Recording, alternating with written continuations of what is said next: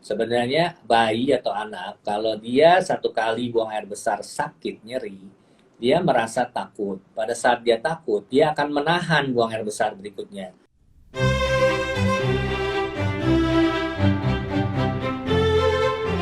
Halo Prof, selamat sore.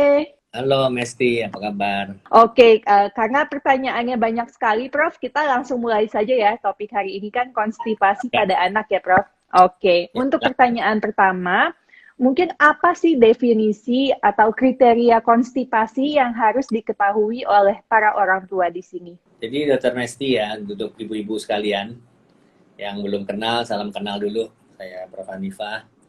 Eh, Konstipasi itu paling sedikit kita kenal dua ya, dan dua bagian, yaitu konstipasi yang ada kelainan organnya, misalnya ususnya ada kelainan gitu, Ya, atau yang sebenarnya organnya normal, tetapi fungsinya yang bermasalah. ya, Nah, 95% itu organnya normal, hanya 5% yang organnya masalah. oke, Nah, kita bicara lebih banyak nanti yang 95% ini, ya, yang sebetulnya organnya nggak masalah, tapi fungsinya bermasalah. Nah, oke, bagaimana definisinya? Definisinya kalau kita katakan konstipasi, kita pakai room 4 saja, itu paling sedikit ada dua gejala dari ya, 6 gejala yang bisa kita temukan pada seorang anak atau bayi, yaitu satu, frekuensi buang air besarnya ya. minimal, atau frekuensi buang air besarnya 2 kali seminggu atau kurang. Jadi Oh, kalau oke. kalau anak atau bayi itu BAB, hari ini BAB, besok nggak BAB, besok BAB, itu masih normal. Tapi kalau 2 hari skip, BAB, tidak BAB, tidak BAB, dan BAB itu sebenarnya sudah konstipasi secara frekuensi. Oke, Tetapi gejalanya mesti dilihat, paling sedikit harus ada dua. Gejala lain yang mesti dilihat, apakah ada buang air besar yang keras dan yang oke. sakit. Sakit. Dia bukan hanya keras, tapi sakit. Yang ketiga, dia ada gejala nggak kecipirit minimal 1 kali seminggu. Keempat, dia apakah ada eh, tanda-tanda atau gejala atau riwayat dia menahan buang air besarnya, dia mengepit, misalnya mengepit Ah, kakinya. Ya. Yang kelima, dia pernah nggak buang air besar saking besarnya sampai menyumbat WC, lubang WC. Kadang-kadang orang tua bilang, dok, anak saya ini malah lebih besar dari saya buang air besarnya, pijanya itu lebih besar. Itu oh, tanda-tanda oke. itu konstipasi. Nah, dokter punya satu lagi tanda lain, yaitu kalau dia masukkan jari ke dalam, lewat anus, ke dalam rektum, ya, usus yang dibalik dari anus itu. Kalau teraba ada kotoran yang besar di situ dan Ya, keras, itu tanda yang keenam. Jadi paling sedikit harus ada dua, dan kalau kita katakan yang kronis itu kalau lebih dari 1 bulan, sekarang Roma 4 pakai 1 bulan kriterianya. Dulu Rom 3 masih pakai 2 bulan baru bisa dianggap fungsional, kelainan konstipasi yang fungsional. Jadi paling oh, oke. sedikit Jadi 2 bulan. kalau sudah Dia harus satu ada dua. bulan dengan dua gejala tersebut, nah yang tadi frekuensinya ya Prof, jadi dalam satu minggu minimal dua kali. Kalau Uh, tidak, kalau Harus kurang dua dari kali. dua kali, ya kalau kurang dari dua kali ke bawah BAB, kalau hanya satu kali Ya, atau dua kali seminggu itu disebut konstipasi, Prof. Sebenarnya sama ya, aja dengan kalau dulu kan orang-orang pada taunya 3 hari, dalam 3 hari nggak BAB itu konstipasi. Masih pakai nggak sih Prof 3 hari itu? ya, kurang lebih dalam seminggu itu minimal harus 3 kali. Jadi Minimal harus tiga kalau kali. dua Oke, kali dalam seminggu itu udah konstipasi secara konstipasi. secara frekuensi. Tapi satu gejala saja tidak cukup, harus Ya, minimal dua harus gejala. ditambah satu lagi ya, Prof ya. Baik. Tadi yang kedua itu bukan BAB keras ya, Prof, tapi BAB sakit. PAB keras dan sakit ya. Dua itu BAB jadi keras satu dan sakit. karena Oh, itu kerasnya. jadi satu. Ya, Oke, baik Prof, jelas sekali. Jadi minimal ada dua gejala dari 6 kriteria tadi ya, Prof. ya. Oke. Nah, kemudian ada juga yang bertanya nih, berarti tadi nyambung, kalau misalnya BAB-nya keras atau seperti kotoran kambing, tapi misalnya frekuensinya tiap hari, ya tergantung ke kriteria sebelumnya tadi ya, Prof, dari 6 itu Ya, ada tambah satu lagi atau enggak? betul. Oke, Jadi baik. seperti itu mungkin konstipasi, tapi harus tanya lagi gitu. Harus tanya lagi, ada nggak gejala lain? Dan biasanya Ya. ada gejala lain. Oke, dari yang 6 itu tadi ya, Prof. Oke, baik, Prof. Jelas sekali.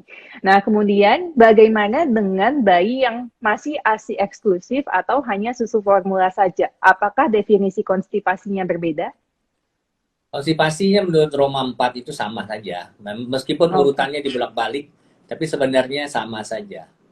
Cuma Oh, oh. masalah pada bayi dan anak itu kadang-kadang bisa salah disangka konstipasi. Pada bayi, jadi kadang-kadang orang tua hanya melihat frekuensi saja. Ya, Melihat berapa lama tidak BAB dianggap konstipasi. Ini kan ya, sebetulnya baru satu gejala. Pada ya, yang dapat ASI, bayi-bayi yang baru lahir itu biasanya dia punya enzim laktase di dalam ususnya itu masih sangat sedikit. Sedangkan ASI itu laktosanya itu banyak, ya. mengandung laktosa yang sangat tinggi. Nah, laktosa yang tinggi perlu enzim laktase buat mencernanya supaya baik, supaya bisa di metabolisme oleh badan. Nah, karena enzim laktase di badan pada bayi yang baru lahir itu kurang, akibatnya menjadi dia nggak bisa melakukan metabolisme laktase, Laktosa. laktosa. Akibatnya BAB jadi sering, jadi bisa sehari bisa 10 Oh, kali, 12 kali. Tapi dalam perkembangan dia, bayi itu bertumbuh, dia punya enzim laktasenya udah lebih banyak, bahkan kemudian bisa 2 hari nggak BAB, ya, 3 hari nggak BAB, kadang-kadang bisa seminggu, ya, bahkan 10 hari nggak BAB. ya. Sepanjang BAB-nya tidak keras, itu bukan konstipasi. Oke, baik, jelas sekali Prof. Jadi banyak orang tua mungkin yang masih salah pemahaman tentang konstipasi, mereka hanya melihat dari frekuensinya saja. Padahal kembali lagi tadi harus sesuai dengan adanya 2 dari 6 kriteria itu, termasuk pada bayi yang ASI saja. Karena kalau frekuensinya misalnya seminggu sekali, tetapi fesesnya lunak, anaknya juga nyaman-nyaman saja, itu tidak termasuk konstipasi ya Prof. Oke, baik Prof, jelas sekali. Nah, kemudian bagaimana dengan bayi-bayi yang katanya banyak, kok anak saya kalau mau BAB, bayi saya mau BAB itu mengedan kayak kesusahan atau mukanya sampai merah, tapi kok BAB-nya lunak, apakah itu konstipasi? Ya, balik lagi. Uh, itu kan sebetulnya ada satu gejala dari konstipasi. Dia mengedan, itu Ya, kan gejala satu konstipasi. ya, Tetapi gejala yang lainnya nggak cukup untuk mengatakan dia konstipasi. Nah, oke, kalau seperti ini kita nggak bilang dia konstipasi. Tapi ada satu kejadian, ada satu diagnosis untuk bayi yang seperti ini. Dokter menyebutnya infant dyschezia. Infant ya, dyschezia itu sering terjadi pada bayi sampai dengan usia kurang lebih 9 bulan. Infant dyschezia itu kita kenal, bayi itu seperti, kalau menurut istilah saya sendiri sih, kayak ibu yang mau melahirkan ngedennya nggak bener. Dia oh, ngeden-ngeden, oke, tapi nggak keluar-keluar gitu. Nah, ya, kenapa dia nggak keluar? Karena kontraksi otot di bagian bawah untuk menyebabkan bisa berdefekasi, mengeluarkan BAB itu nggak terkoordinasi dengan baik pada bayi-bayi yang di bawah 9 bulan itu. Nggak semua bayi oh, terjadi, tapi pada keadaan yang tidak terkoordinasi dengan baik, maka usaha untuk mengeluarkannya itu gagal. Bayi cuma mengedan tapi nggak berhasil mengeluarkan BAB. Dan sekalinya keluar BAB, dia lunak. Jadi ini ya, kan nggak sesuai dengan definisi konstipasi. Dan makanya dia ya, dimasukkan dalam kelompok diagnosis namanya infant dyschezia. Yang paling oke, penting jadi, adalah ibu-ibu mengerti bahwa ini bukan konstipasi. Yang kedua, ini bisa hilang dengan sendirinya. Jadi nggak ada oke, bahayanya, nggak usah khawatir, tunggu saja dia pasti hilang. Bantu saja oh, dia mengedan dengan cara membantu positioning untuk bayinya supaya dia bisa aman. mengedan dengan baik. Oke, baik jelas sekali. Jadi mungkin ini suatu informasi yang baru nih untuk ibu-ibu, ada namanya diagnosis infant dyschezia, di mana anaknya mungkin nggak nyaman tapi ternyata BAB-nya konsistensinya normal seperti itu. Baik, Prof. Terima kasih. Nah, kemudian ada studi yang mengatakan bahwa alergi susu sapi itu ternyata dapat menyebabkan konstipasi, Prof. Apakah betul? Memang ada bukti-bukti, paling sedikit sudah ada 10 studi saat ini yang menunjukkan mungkin ada hubungan antara alergi susu sapi dengan konstipasi. Terdapat kira-kira 28-78% anak yang kalau ditukar susunya, dia responnya baik. Jadi susu yang tadinya diberikan susu sapi diganti dengan yang tidak ada protein susu sapinya, ternyata dia membaik antara 28-78%. Tetapi para ahli menganggap belum cukup buktinya yang kuat, karena itu masih ada perdebatan para ahli apakah betul-betul ini berhubungan langsung antara alergi sapi dengan konstipasi. Tapi para ahli yang terkumpul di perkumpulan internasional yang disebut NAPSGAN dan EPSGAN. NAPSGAN itu perkumpulan dokter-dokter gastro Amerika, EPSGAN itu perkumpulan dokter gastro di Eropa, mengatakan kita kalau para dokter harus memikirkan kemungkinan adanya alergi sebagai penyebab kalau kita melakukan pengobatan konstipasi tetapi kita gagal. Nah, pada saat kita gagal, itu baru kita pikirkan, dianjurkan untuk memikirkan ada kemungkinan alergi susu sapi. Oh, oke. Baik, Prof. Jelas sekali. Bagaimana dengan alergi atau intoleransi makanan lainnya? Apakah ada studinya juga, Prof? Ada misalnya gluten ya. Gluten itu Ya, kalau di luar negeri ada yang namanya gluten yang intoleransi. intoleransi terhadap gluten, yaitu celiac disease. Ya, Itu juga dihubungkan dengan terjadinya konstipasi. Tapi untungnya di Indonesia sangat jarang penyakit ini. ya. Di Oke. Eropa, di Australia, gluten enteropati itu banyak sekali. Oke, baik Prof, jelas sekali. Nah, kalau begitu sebenarnya apa sih Prof penyebab dari konstipasi fungsional ini, Prof? Para ahli masih belum mendapatkan betul-betul kenapa dia begitu. Tapi diduga ini karena sebetulnya rasa takut. Rasa takut. Kenapa bisa timbul rasa takut? Sebenarnya bayi atau anak, kalau dia satu kali buang air besar sakit, nyeri, dia merasa takut. Dan besok lagi kalau terjadi lagi buang air besar yang nyeri karena besar ukurannya, dan Ya, waktu keluar dari anus itu lebih besar dari ukuran anus, kan jadi keregang hebat, dia nyeri. ya, Kadang-kadang bisa melukai, yang kita sebut terjadi luka di anus yang disebut visura ani. Itu menyebabkan oke. rasa nyeri yang berlebihan pada anak. Nah, dengan adanya rasa nyeri ini, anak menjadi takut. Pada saat dia takut, dia akan menahan buang air besar berikutnya. Walaupun dia merasa akan ada dorongan untuk buang air besar, karena buang air besar udah Hmm, berkumpul di anus, yang itu akan menimbulkan rasa kita pengen buang air besar, tapi anak saking takutnya dia menahan. oke. Akibatnya tumpukan buang air besar yang harusnya keluar hari itu ditahan, datang lagi tumpukan hari berikutnya, datang lagi hari berikutnya, dan tidak tertahan lagi, tetapi dengan tumpukan yang itu menjadi ukuran besar, pada saat dia keluar anus, nyeri, sakit lagi.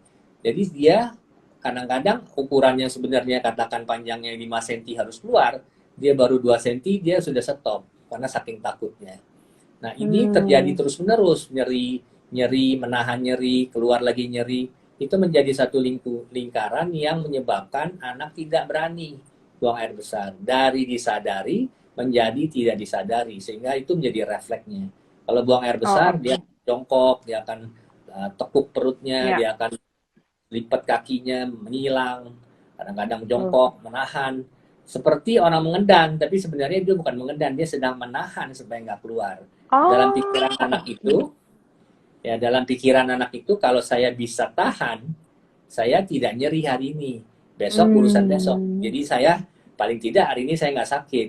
Tapi dia nggak punya mengerti bahwa kalau ditahan, sakitnya akan lebih besar lagi besok. Dia nggak punya pikiran itu. Dia akan berpikir, hmm. kalau saya tahan itu keberhasilan. Kalau saya tahan itu membuat saya ditunda rasa sakitnya. Tapi tidak selesai masalahnya. Oke, berarti kalau begitu, ini juga cukup menjelaskan ya mengapa anak-anak atau bayi yang sedang MPASI atau kebanyakan anak balita mengalami konstipasi karena mungkin mereka masih belum mengerti tentang konsep ini sehingga tadi dari Prof. Hanifah bahwa mereka takut, kemudian mereka menahan dan akhirnya siklusnya berulang terus. Seperti itu ya, Prof ya.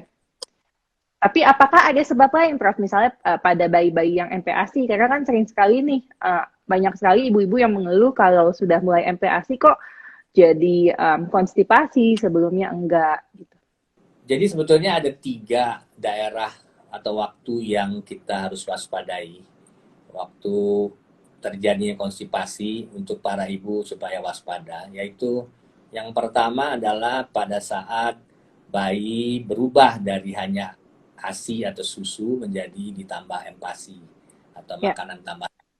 Dan di situ terjadi perubahan pola cair, makanan cair menjadi makanan yang padat. Itu mesti kita hati-hati di daerah itu karena bayi atau anak bayi pada saat itu mulai bisa terjadi perubahan yang mendadak sehingga kotorannya menjadi keras dan menyebabkan rasa sakit pada buang air besar. Ini satu, yang satu juga sebetulnya pada saat perubahan antara susu formula ke UHT, kadang-kadang umur 1 tahun ini diubah. Nah pada saat berubah itu kadang-kadang juga terjadi gejolak seperti ini, bisa terjadi konstipasi. Yang kedua, pada saat anak itu toilet training. Jadi ibu-ibu kan mengajarkan anaknya supaya bisa BAB sendiri. Nah, pada saat itu, kalau dia belum siap, dia akan melawan, dia akan menahan, sehingga menjadi buang air besar keras, dan akan menjadi masalah, menjadi takut karena sakit, juga itu periode yang kedua. Periode ketiga adalah pada saat anak masuk sekolah. Pada saat anak masuk sekolah itu ada periode juga akan terjadi konstipasi, berpotensi terjadi konstipasi karena dia masuk dalam lingkungan yang baru, dia melihat WC yang berbeda dengan di rumahnya, mungkin dia menahan buang air besarnya karena melihat WC-nya tidak bagus atau tidak sesuai dengan ekspektasinya, ya, dan akibatnya terjadi tumpukan BAB yang menjadi keras, pada saat keluar keras, menjadi nyeri. Ini 3 periode yang mesti diperhatikan kalau kita mau menjaga ini. Nah, orang tua di Indonesia nggak sebenarnya bukan di Indonesia, di mana-mana orang tua seringkali luput menanyakan bagaimana kondisi buang air besar anak. Bahkan dokter anak juga seringkali luput menanyakan hal ini. Pada ya, kunjungan dokter itu perlu juga kita tanya bagaimana buang air besarnya. Walaupun dia hanya vaksinasi, apakah bisa ya. BAB tiap hari atau 2 hari sekali atau 3 hari sekali. Dan di situ kita bisa dapat info bahwa oh ternyata ada masalah konstipasi. Kalau orang tua menyadari itu dari awal, dia bisa tanya sehari-hari, dia bisa observasi langsung. Kalau bayi kecil kan ibu bisa langsung lihat buang air Ya, besarnya seperti apa. Nah begitu ada oke. perubahan, itu udah lebih waspada. Ya, oke. Baik, Prof. Jadi tadi penting sekali sih informasinya bahwa 3 perubahan kondisi tersebut sangat mungkin menjadi faktor risiko terjadinya konstipasi. Nah, kalau satu lagi nih, Prof, yang sering misalnya untuk pada anak-anak dikaitkan dengan suplementasi zat besi. Apakah benar suplementasi zat besi menyebabkan konstipasi? Konstipasi dengan zat besi kalau kita cari ya di body of knowledge, misalnya katakan di database-nya PubMed, nah, Dr. Messi bisa searching sendiri lah. Ya, Iron and constipation, nggak akan dapat apa-apa, nggak akan oke. dapat. Tapi memang kenyataannya ada orang yang dikasih zat besi, dia buang air besar keras. Ya sebenarnya itu seperti juga kita makan obat apapun, punya efek samping BAB keras saya kira. Jadi pada Oke. orang tertentu memang bisa aja, obat-obat tertentu bisa menyebabkan buang air besar keras. Pada orang-orang tertentu zat besi juga bisa membuat buang air besar keras. Jadi bukan sesuatu yang sebab akibat. Jadi kalau kita kasih akan terjadi langsung buang air besar yang Oke. keras, tidak saya kira. Nah, kalau begitu, misalnya kan banyak anak-anak yang mendapat suplementasi zat besi, Prof. Apakah ada cara untuk mencegah kemungkinan terjadinya konstipasi akibat pemberian zat besi ini? Apakah seperti minumnya yang harus lebih banyak atau? Iya, betul. Jadi kalau seperti pada umumnya kita menjaga anak itu, nomor satu adalah biasakan menanya pada anak dalam waktu-waktu tertentu, bisa seminggu sekali kita tanya, gimana buang air besarnya? Udah belum kamu ke belakang hari ini? Hal-hal yang sederhana seperti itu kita tanya. Tapi kalau kita tidak lakukan secara rutin, kita nggak akan ingat. Jadi Ya, itu perlu ditanya, gimana buang air besarnya? Keras nggak? Ada kesulitan nggak? Itu yang pertama. ya, Yang kedua tentu yang tadi Dokter Messi bilang bahwa kita bisa melakukan memberikan cairan yang cukup. Pertanyaannya cukup cairan bagaimana, ya kan? ya, Kemudian serat yang cukup. Pertanyaannya memberi serat yang cukup itu bagaimana, iya, ya kan? Jadi sebetulnya air, cairan dan serat itu tidak usah berlebihan, tapi cukup. Gitu. Ya. Cukupnya bagaimana, Prof? Oke. Cukupnya, cukupnya adalah dihitung sebetulnya, dihitung. Pakai humus. Kalau dokter pasti dokter Mesti sudah kenal lah namanya Holiday Cigar. Pakai Ya. Holiday Cigar aja. Buat ibu-ibu yang belum tahu apa rumusnya begini, 10 kilo pertama dari berat badan itu dikalikan 100 mili. Ya, kalau ada anak 15 kilo, 10 kilo pertamanya kalikan 100, jadi dapat 1000. Ya. Ya.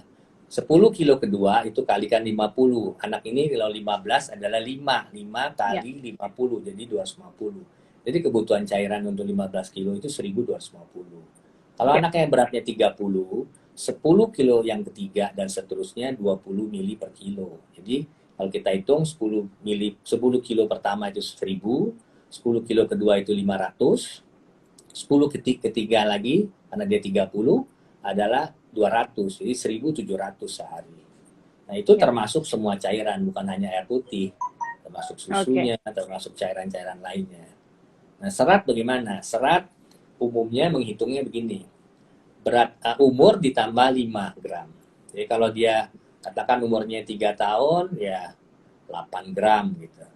Ada juga yang memakai rumus setengah gram per kilo.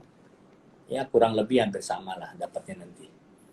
Nah, lalu bagaimana pertanyaannya pasti akan tanya, bagaimana caranya mengubah gram serat menjadi Makanan. makanan? Ya. Nah, itu ada konversinya, Nah, kalau mau lebih tahu, saya pernah buat YouTube, cari saja konten saya, konversinya bagaimana. Tapi secara gampang saya ajarkan begini. Misalnya untuk buah pir, itu satu buah pir itu kira-kira 4 gram. Sayuran umumnya sayuran itu dalam satu cup, kalau kita ada cup itu ya, itu kira-kira 3 gram. Ada yang 2,5 gram, yang 3 gram. Kita ambil rata-rata aja lah, kurang lebih 3 gram. Jadi kalau dia butuh 8 gram, ya kalau boleh kasih buah pir 2 gitu ya. Atau satu cup lebih sedikit sayur ditambah satu pir gitu. Oke. Nah, kemudian Prof, apakah banyak juga yang concern karena mungkin anaknya rata-rata baru mulai MPASI. Nah, apakah konstipasi ini akan mengakibatkan nafsu makan anak saya berkurang? Sebenarnya secara langsung enggak, tapi akibatnya begini, kalau anak yang konstipasi, dia perutnya itu terasa penuh karena kan kotorannya banyak. Nah, kotoran yang banyak di dalam usus itu menyebabkan anak merasa kenyang, nomor satu. Kedua, dia juga merasa nggak nyaman kalau makan. Yang ketiga, dia punya pikiran kalau saya makan banyak nanti buang air besar saya banyak, nanti akan makin keras kotoran saya. Jadi tiga hal secara tidak langsung itu menyebabkan anak nggak nafsu makan, bahkan nggak mau makan juga bisa. Karena itu pada anak-anak yang konstipasi seringkali juga beberapa itu kurus ya, nggak semua, tapi ada beberapa yang kurus. Waktu kita bereskan konstipasinya, dia mulai makan banyak, beratnya naik sendiri, tanpa kita apa-apakan soal beratnya. Oke. Baik, Prof. Jelas sekali. Jadi sebenarnya konstipasi ini sesuatu masalah yang harus segera ditangani ya, Prof. Ya. Jangan berkesinambungan karena akan konstipasinya semakin parah, kemudian berpengaruh terhadap secara tidak langsung terhadap gizi sang anak. Nah, kalau begitu, Prof, apa sih saran terapinya untuk konstipasi dari awal, Prof? Jadi konstipasi itu secara gampang begini aja. Kan masalahnya itu dia takut buang air besar. Mengapa dia takut buang air besar?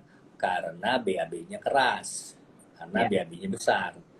Jadi bagaimana kita menghilangkan takutnya itu? Yaitu kita buat BAB-nya menjadi lunak. Bagaimana cara membuat BAB itu lunak? Pakai bermacam cara. Salah satunya kasih cairan yang cukup, kasih serat yang cukup, kasih obat-obat pelunak buang air besar, laksatif misalnya ya, atau pencahar. Nah, dengan memberikan itu secara teratur, anak akan merasa buang air besarnya tidak sakit, akibatnya dia tidak takut lagi, akibatnya dia mau buang air besar sendiri, akibatnya dia bisa bebas dari obat sehingga dia bisa mandiri buang air besar. Sesederhana itu aja, Dr. Mesti, untuk pengobatan. Oke. Mungkin untuk teori ini konsepnya jelas sih, Prof. Tapi mungkin banyak ibu-ibu yang ketika mengalami untuk cairan, kemudian serat, karena juga misalnya Prof ada ilmu juga katanya serat juga hanya sedikit saja dulu karena akan menyebabkan konstipasi. Tetapi ada juga yang mengatakan bahwa makan banyak sayur dan buah akan memperlancar BAB. Jadi mungkin kembali lagi ke jumlah yang cukup tadi yang Prof coba untuk hitung ya, Prof ya. Jadi sebetulnya tentang serat perlu tahu timingnya, Dr. Nesti ya, dan para ibu seluruhnya yang ikut acara ini ya. Yang paling penting adalah timingnya. Timingnya di mana? Timingnya begini. Kalau dia untuk pencegahan anak belum konstipasi, berikan yang cukup air, berikan cukup serat, betul itu. Ya. Tapi pada saat anak sudah konstipasi, pada saat dia susah buang air besar, serat itu justru membuat lebih keras lagi. Dia tidak bisa keluar, dia bikin kontraksi, anak makin sakit perutnya, makin nggak mau keluar dia, makin takut. Jadi serat itu sebetulnya tempatnya di prevensi atau sesudah kita berikan pelunak buang air besar, berikan serat supaya dia maintenance bagus. Kalau diberikan pada saat dia sedang ngeblok fecal infection ya, jadi BAB-nya itu nggak bisa keluar gitu, mampet.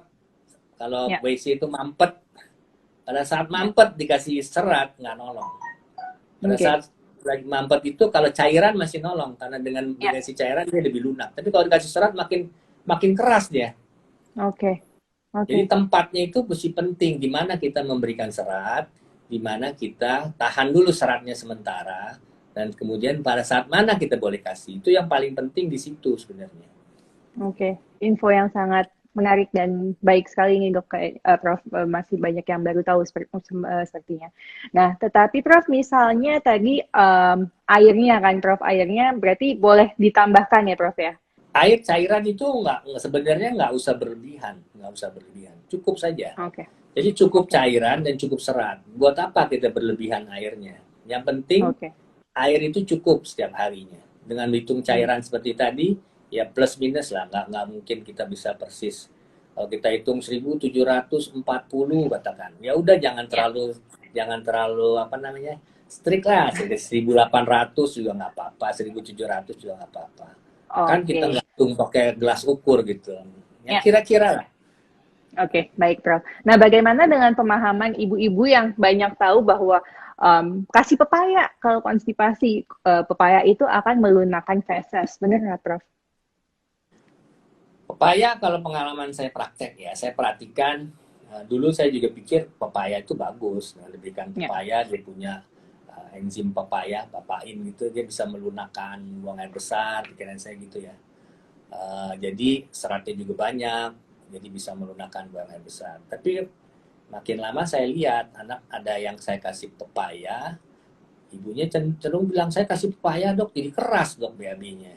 Tapi ada anak lain yang kalau dikasih pepaya dia lunak aja gitu. Jadi saya pikir saya nggak tahu jawaban yang pasti, tapi saya lihat ada anak-anak yang kalau dikasih pepaya dia lunak, ada anak-anak yang kalau dikasih pepaya BAB malah keras. Nah, anak ibu masuk yang mana observasi sendiri, boleh kasih dan lihat gitu. Balik lagi ya Prof ya, untuk observasi itu sangatlah penting sekali untuk orang tua mengobservasi apa makanan anaknya, kemudian bagaimana kemudian efeknya pada si anak. Nah kemudian Prof, kalau kembali lagi ke observasi nih, misalnya ibu-ibu ini atau orang tuanya melihat anaknya, kayak anak saya kadang suka seperti itu Prof, misalnya tiba-tiba jongkok atau kayak tengkurap gitu ya di lantai. Saya tahu ini bahwa anaknya mau BAB gitu. Tapi ketika saya tanya ke anaknya, kamu mau BAB ya? Enggak usah, nggak mau gitu. Nah, apa yang harus dilakukan oleh orang tua untuk encourage anaknya buang air besar dan terasa lebih nyaman pada saat itu?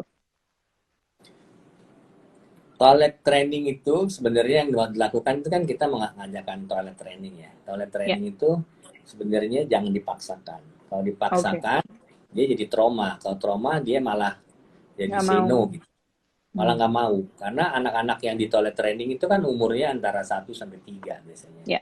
Orang tua kan toilet training di umur-umur segitu. Nah itu Itu kan kita kenal dalam psikologi, dia masa kepala batu. Makin kita suruh, makin dia nggak mau. Ya, Makin ya, kita bilang jangan, dia malah kerjakan. Kita ya. bilang kerjakan, dia jangan. Dia nggak mau, no.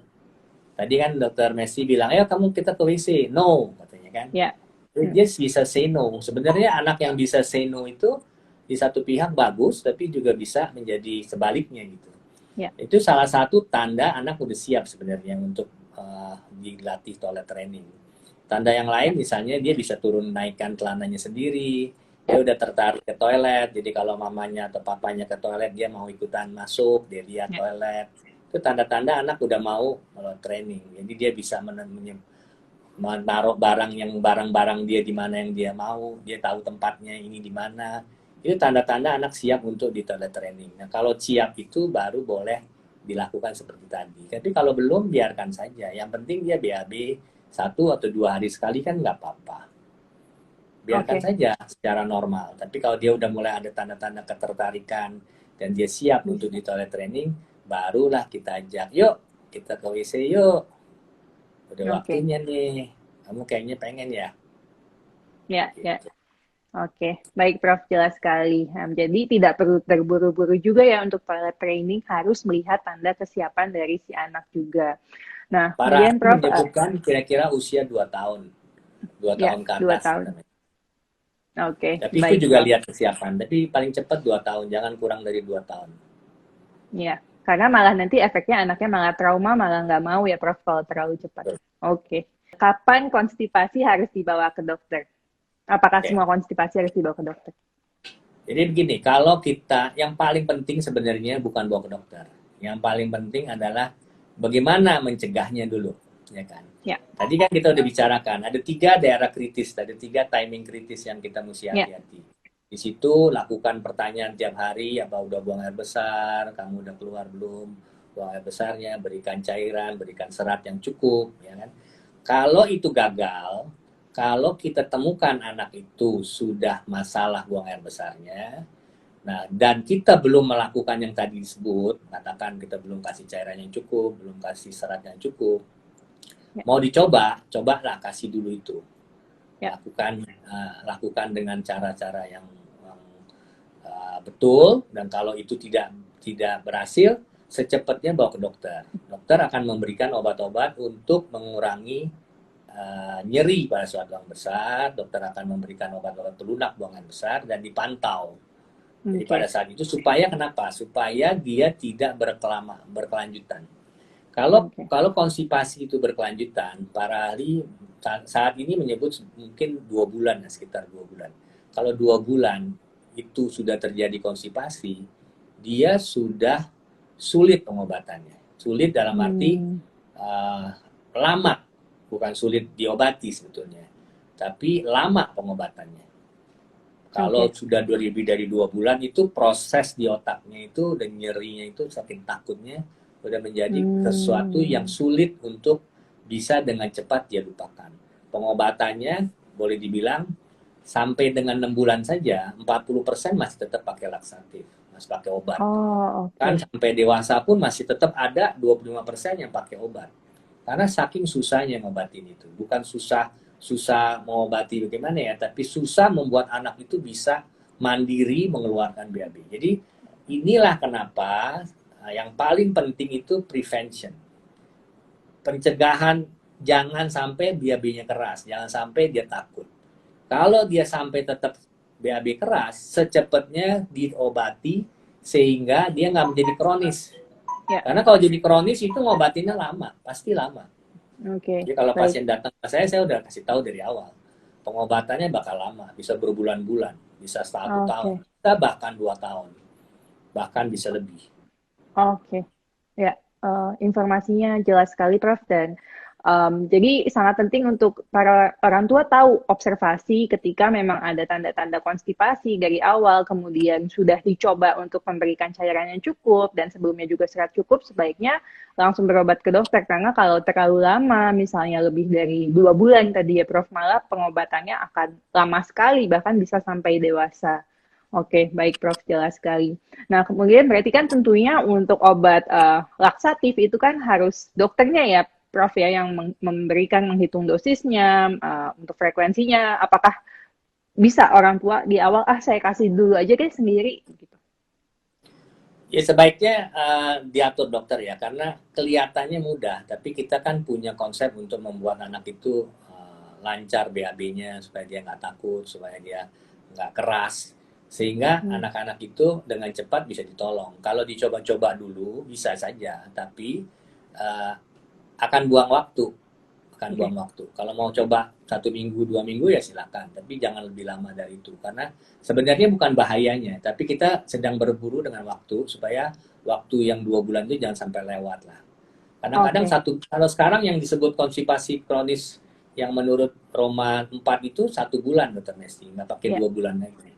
Jadi antara 1-2 bulan itu kita disitulah kita usahakan jangan sampai dia menjadi sesuatu yang berkepanjangan nantinya. Oke, baik Prof, jelas sekali. Nah, untuk obat laksatif atau pencara, apakah semua obat yang beredar di pasaran atau di apotek bebas itu sama, Prof, untuk penggunaannya? Apa saja jenis-jenisnya? Jadi sebetulnya ada 2 ya, obatnya secara kategori besar ada 2. Satu obat yang untuk merilis atau melepaskan atau membuat BAB bisa keluar dulu. Tadi kan kita bilang ada blok tadi, ngeblok gitu ya. Kalau WC itu mampet, yang bikin WC mampet. Nah ini bikin ada yang mampet. Kalau udah mampet itu obatnya ya itu obat laksatif untuk mengeluarkan itu. Nah biasanya kita berikan obat-obat yang stimulan laksatif ya. Namanya kita stimulasi dia supaya bisa keluar gitu. Obat-obatnya bisa ada banyak lah di pasaran yang nggak enak menyebut. Ada yang depannya hurufnya M, ada yang depannya hurufnya D ya. Itu merek-merek yang beredar sekarang itu bisa dipakai supaya dia bisa lunak, bisa keluar, sehingga rilis dulu yang ngeblok tadi. Dan dengan kemudian diberikan obat-obat maintenance ya. Obat-obat maintenance ada lagi yang sifatnya dia stimulan, ada obat-obat yang osmotik. Jadi dia cuma bikin supaya kondisi BAB-nya itu nggak kering, nggak keras. Jadi dia menahan air, dia membuat cairan bisa keserap ke kotoran itu, dia memberikan osmolalitas yang lebih tinggi di dalam obatnya sehingga cairan itu bisa tertarik ke situ dan menyebabkan buang air besarnya menjadi lunak gitu. Itu namanya osmotik laksatif. Jadi ada yang stimulan, ada yang sekedar membuat BAB lunak aja, pelunak BAB. Nah, obat-obat yang stimulan ini kadang-kadang diperlukan pada tahap-tahap awal, tapi umumnya nggak dipakai jangka panjang. Nah, obat-obat yang osmotik tadi yang bersifat osmotik, ya contohnya laktulosa, sorbitol gitu ya. Obat-obat seperti itu membuat dia lunak BAB-nya. Nah, ini bisa dipakai jangka panjang. Kenapa bisa dipakai jangka panjang? Karena dia sebetulnya tidak diserap oleh badan. Contohnya laktulosa, sorbitol, itu badan nggak punya enzim buat mengolahnya. Jadi akibatnya dia hanya beredar di dalam usus, kemudian dia keluar lagi. Nah, obat-obat yang osmotik laksatif itu semuanya begitu sifatnya.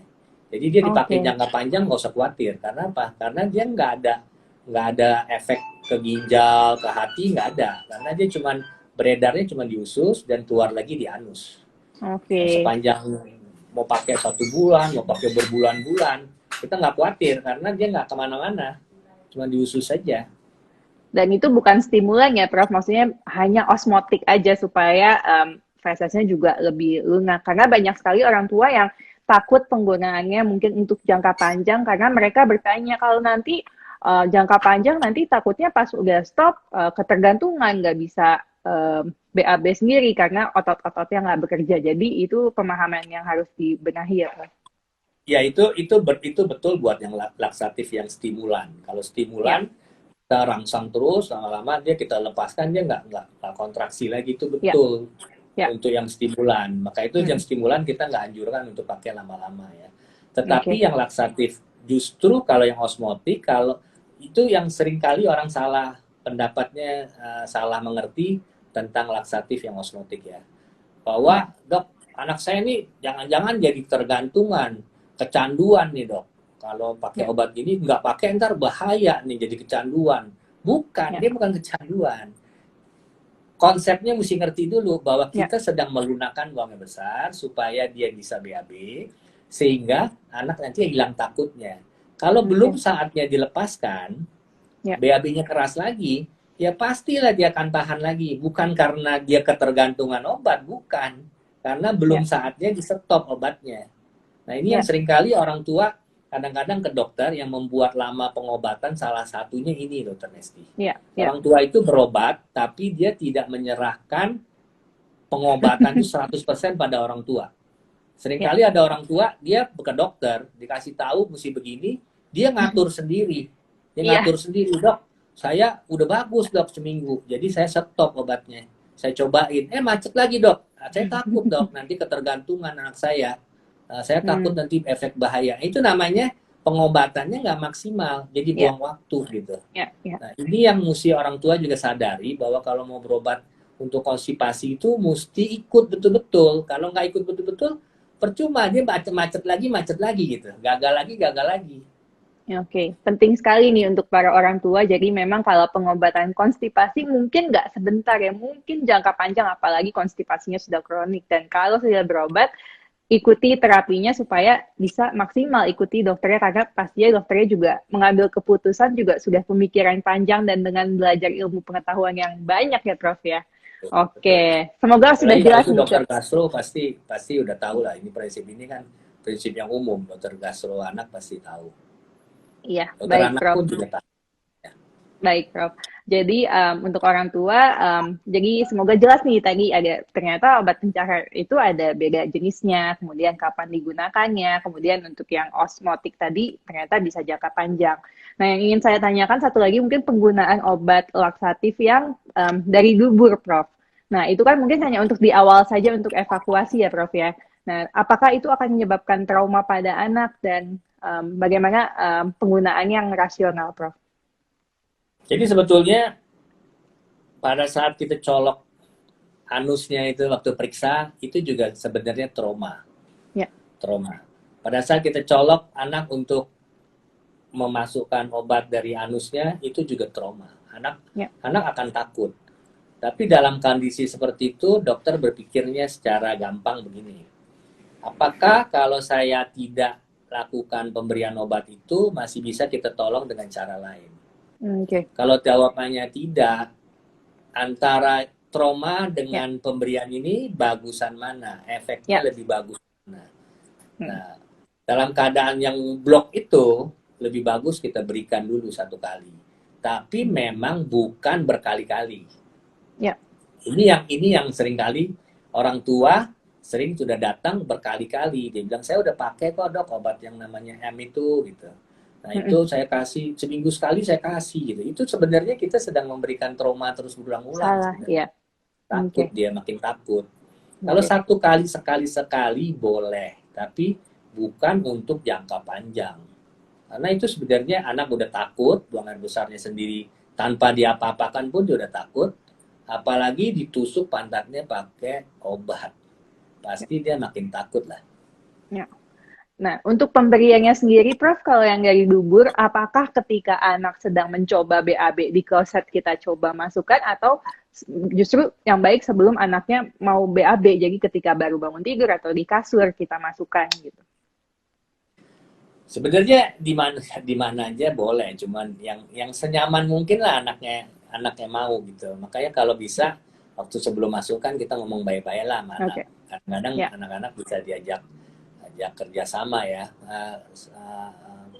Maaf ya, ini terpaksa nih, Om Dokter terpaksa nih, minta maaf ya, kita mesti masukin. Hmm. Sekali ini aja, habis itu kita nggak lagi deh, habis itu nggak lagi Oke. gitu.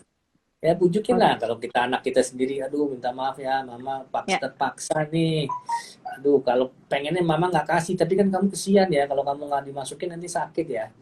Gimana Ya. kalau kita masukin sekarang ya?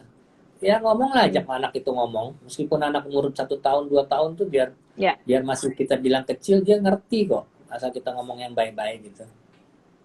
Oke, baik Prof, konsen ya Prof. Jadi penting sekali untuk orang tua, walaupun anaknya juga belum bisa ngomong, tapi dia bisa merasakan bahwa orang tuanya juga mau memberi keamanan, mau memberi yang terbaik untuk anak dengan mengkomunikasikannya. Cuman apakah pemberiannya itu sama Prof dengan obat yang dari dubur lainnya, bahwa setelah dimasukkan harus dikepit dulu pantatnya berapa lama seperti itu atau tidak usah kalau untuk Sebenarnya prinsipnya kan sama ya, buat Sama apapun ya. kalau kita lakukan di dubur, obat panas, obat turun panas itu kan harus dia tergantung apakah dia bentuknya tablet yang padat atau dia bentuknya cairan. Kalau cairan Ya, sebenarnya dikepit itu supaya jangan keluar aja. Yang ya, penting adalah obat itu bisa bertahan sebentar di dalam ya, anus, ya di dalam rektumnya waktu kita lewatin anusnya itu bisa bertahan di situ ya, supaya obat itu bisa bekerja dulu sebelum ya, keluar. Tapi kalau kita ya. masukkan dia langsung keluar ya berarti sama dengan kita nggak Percuma. masukkan. Ya. Cuma. Oke, baik. Semoga jelas nih untuk para orang tua ketika memang ada instruksi dari dokternya untuk memberikan obat dari dubur bahwa obatnya harus beberapa lama ditahan sebentar, mungkin sekitar 3 menit, 5 menit ya Prof ya. Kemudian Ya. obatnya bekerja. Oke, baik. Semoga jelas nih untuk para orang tua terkait penggunaan obat pencahar atau laksatif. Nah, kemudian Prof, untuk pemberian probiotik, Prof, pada konstipasi, apakah ada evidence base-nya dan disarankan?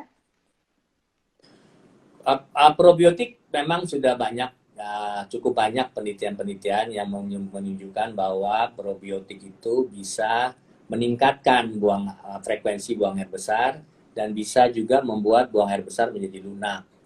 Tetapi sayangnya probiotik ini studinya itu sifatnya belum yang tingkat tinggi, studi yang Ya, bukti yang tinggi yang seperti yang kita kenal systematic review atau ya, RCT ya, randomized control trial itu belum ada. ya. Nah, karena bukti yang levelnya tinggi itu kurang, jadi memang belum menjadi standar utama pengobatan untuk konstipasi. Kalau Oke. memberikan probiotik bisa, tetapi jangan andalkan itu yang pertama. Itu Ya, sebagai terapi tambahan saja. Berikanlah laksatif dulu yang pertama. Kalau mau tambah dengan probiotik silakan. oke. Baik, Prof. Jelas. Jadi, belum masuk ke dalam suatu rekomendasi, tetapi ada beberapa jurnal yang belum tingkat tinggi mengatakan ada manfaatnya, tapi itu sebagai terapi tambahan, bukan yang utama. Yang utama tadi ya, Prof, air cukup, serat cukup, kemudian mungkin penggunaan obat-obat bantuan pencahar. Nah, kemudian bagaimana dengan pemberian enzim, Prof? Obat-obat atau suplemen enzim itu, apakah ada manfaatnya untuk konstipasi? Jadi sebetulnya kalau kita lihat patofisiologi cerita penyakitnya tadi ya, cerita Ya, penyakitnya bahwa dia sebetulnya keras, keras, kemudian dia nyeri buang air besar, dan kerasnya itu kenapa dia keras? Kalau dia misalnya karena kurang enzim, kita berikan enzim masuk akal gitu. ya, Tapi kalau misalnya bayi mendapat susu, mendapat makanan tambahan, nggak ada hubungan sama enzim, jadi enzim itu jadi kurang kurang tempatnya untuk kita berikan. ya, Yang utama bukan enzim sebetulnya. Yang pertama adalah bagaimana melunakkan. ya. Nah, dia kan kita tahu kalau yang udah kronis itu yang masalah sebenarnya bukan BAB-nya. BAB-nya sih sebenarnya nggak masalah. Tapi dia tahan BAB itu yang menjadi masalah. Dengan Oke. memberikan enzim kan tidak bisa Ya, membuat anak menghilang ya, membuat anak tidak menahan mau. BAB. Ya, Takutnya oke. itu yang membuat dia hilang, dia nggak bisa mengeluarkan tiap hari. Jadi Oke. jadi logikanya yang bisa menolong adalah yang melunakkan BAB tiap hari itu yang menolong. Oke. Jadi Baik. itu juga bukan terapi yang utama, bukan itu sih sebenarnya evidence-nya sangat rendah lah untuk Sangat bisa rendah dipakai. ya, Prof. Oke, jadi bukan terapi utamanya. Nah, ini ada pertanyaan dari audiens juga bagus nih, Prof. Bagaimana atau bolehkah pemberian serat melalui kapsul ekstrak sayuran, Prof? Serat itu sebenarnya kan butuhnya bulk ya, bulk bentuknya seperti apa ya, Ya, bulk itu massa, padat. dia perlu Ya, massa gitu. Bukan sekedar kayak vitamin yang di dalam kita bisa kasih sedikit. Jadi sebetulnya ya, kita perlu masanya. Jadi oke. yang itu yang menjadi pertanyaannya, apakah dengan diberikan kapsul itu cukup masanya untuk Ya, membuat dia menjadi lebih membuat padat. kontraksi di badan. Oke, baik, jelas, Prof. Jadi, kalau secara ilmunya sepertinya kalau mungkin kalau kapsul terlalu sedikit gitu atau terlalu kecil untuk memunculkan gerakan di badan untuk BAB. Nah, kalau banyak juga nih, Prof, ternyata saya baru tahu apa mungkin ini ilmu ilmu lama ya, Prof ya, bahwa banyak ibu-ibu yang mencoba membantu anaknya BAB dengan mencolokkan duburnya dengan sabun, Prof. Apakah itu boleh seperti itu? Ya, memang ibu-ibu zaman dulu kayaknya kreatif ya Dokter Mesti ya. Cobain aja colok duburnya supaya kalau dicolok duburnya kebuka, terus BAB-nya Ya, lancar. Nah, pertanyaannya kenapa dicolok duburnya? Jangan-jangan yang dia colok itu infant dyschezia yang tadi kita bicarakan di awal. oh, oke. Jangan-jangan dia Bu, karena buang air besarnya ngedan-ngedan gitu, orang tua sangka, wah ini kita perlu dicolok duburnya. Nomor satu, hmm, kenapa dia colok gitu? Yang pertanyaan pertama itu dulu. ya, Jangan main colok aja gitu. ya, Kedua, kalau betul dia konstipasi, kenapa pakai sabun? Zaman sabun. sekarang pakai sabun gitu.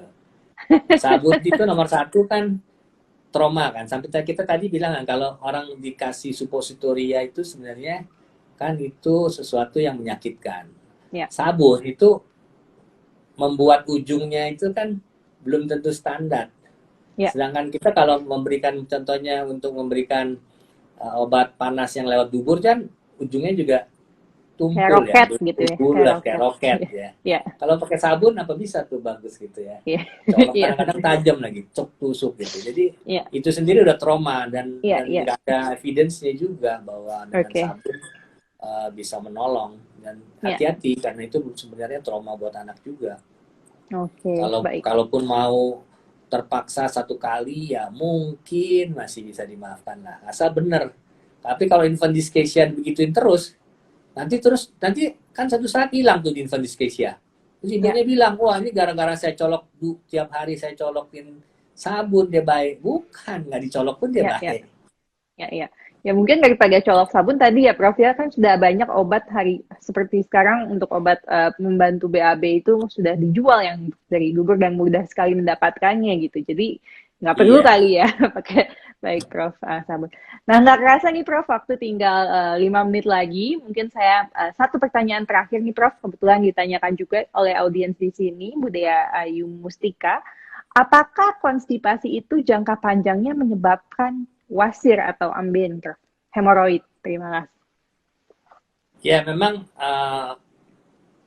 ada bukti-bukti bahwa kalau dia terus mengedan terus vena-vena di daerah bawah di daerah rektum itu bisa menjadi membesar, akibatnya terjadi hemoroid, tapi itu pasti bukan terjadi pada masa anak-anak, terjadinya Hmm, nanti pada saat dewasa di mana yang dia mengedannya daya tekannya itu jauh lebih besar daripada daya tekan buat mengedan seorang anak ya. Kalau anak sekuat-kuatnya kan nggak sekuat orang dewasa yang ngedan kalau mengeluarkannya.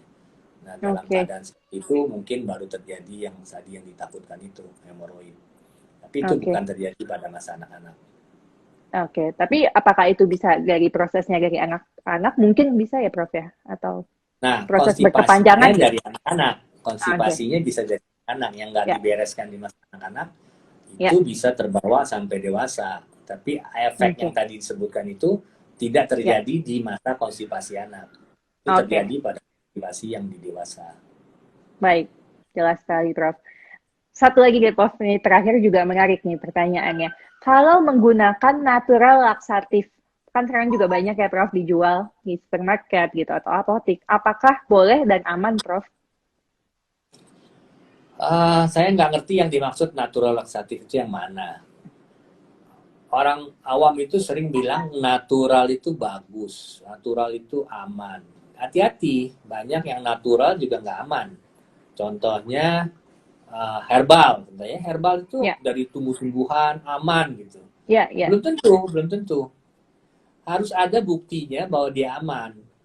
Obat yang umumnya kita pakai adalah obat-obat yang sudah diteliti efek baiknya maupun efek buruknya. Oke, Keamanannya itu dites gitu ya, dicoba ya. Satu saat ada satu profesor ya, saya nggak usah sebut namanya. Dia bilang sama ya, saya, satu saat ketemu saya, dia bilang gini, kita lagi mau coba obat cacing katanya. Obat cacing ini bagus katanya, karena obat cacing yang kita mau teliti ini diusulkan oleh satu negara. Dia sebut nama negaranya. Di sana udah dipakai puluhan tahun, dia bilang. Jadi ya. dia mengusulkan dari dokter di situ bilang kita pakai deh, cuci coba nih obat trial di trial. Ternyata pada waktu trial dia bilang saya nyesel setengah mati katanya, Hanifah katanya. Karena ternyata waktu kita trial ada satu kelompok yang pakai obat itu buta anaknya katanya. Jadi selama ini yang bilang turun-turun temurun itu dipakai ternyata efek samping baru kelihatan karena diteliti dengan baik. Banyak obat yang kita nggak tahu betul sifatnya kalau kita nggak teliti dengan baik. Jadi kalau obat-obat natural itu yang disebut natural tadi, itu evidence-nya itu kita nggak tahu apakah betul menolong, apakah betul aman. Jadi saya nggak berani anjurkan untuk obat-obat seperti itu. Saya nggak melarang, tapi saya juga tidak menganjurkan. Karena saya nggak tahu bukti apa yang sudah dimiliki, apakah itu aman, apakah itu efektif. Banyak hal yang kita bilang dari natural itu aman. Buktinya tembakau itu dari alam, ganja itu juga dari alam.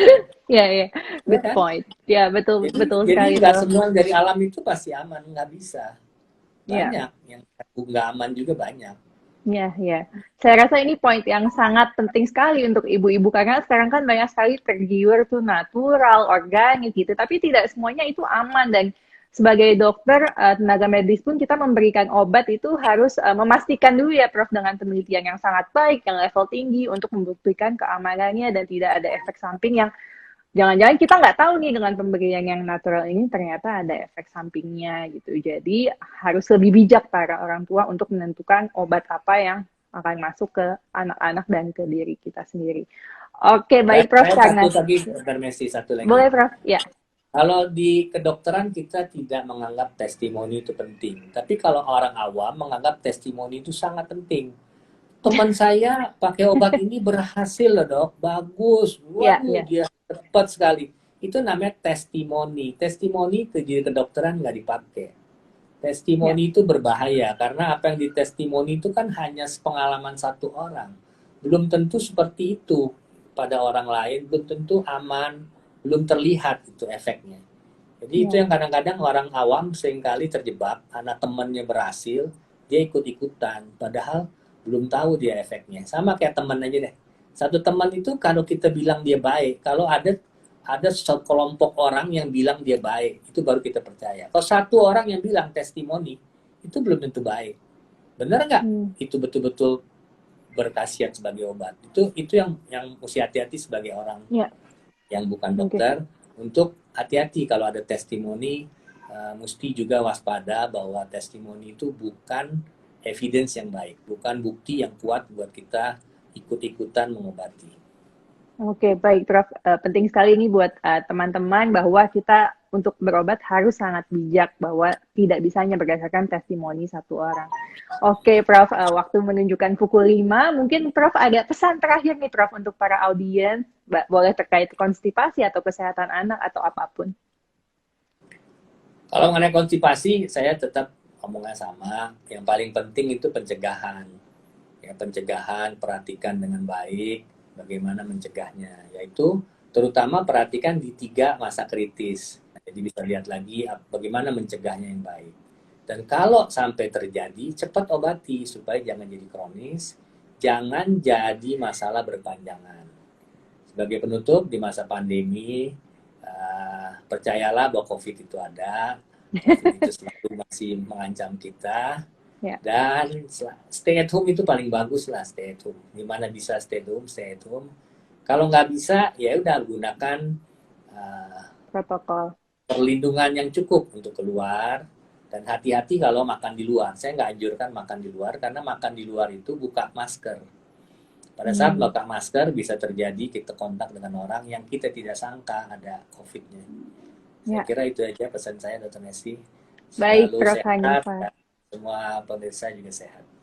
Amin. Baik, Prof. Hanifah, terima kasih atas ilmunya yang bertumpah ruah. Semoga para audiens banyak belajar informasi baru di sini, karena pasti sih belajar, saya pun juga belajar mendapatkan berbagai informasi baru dari Prof. Hanifah saat ini. Semoga Prof. Hanifah selalu sehat dan selalu dalam lindungan Tuhan. Selamat bekerja kembali besok Prof di rumah sakit. Semoga aman terus. Buat para audiens juga, semoga aman, sehat selalu, dijauhkan dari segala penyakit. Jangan lupa tonton video episode tentang anak lainnya di YouTube channel tentang anak. Jangan lupa juga follow Prof. Hanifah, ada Instagramnya ya Prof. Hanifah Nifa Hoslari, kemudian juga dari Kiddy Care, bisa di search. Mungkin kalau ada yang mau tanya-tanya atau mau konsultasi bisa ditanyakan di situ. Oke, terima kasih semuanya. Mohon maaf jika ada kesalahan. Sampai bertemu lagi di episode tentang anak selanjutnya. Selamat sore. Selamat sore, Prof.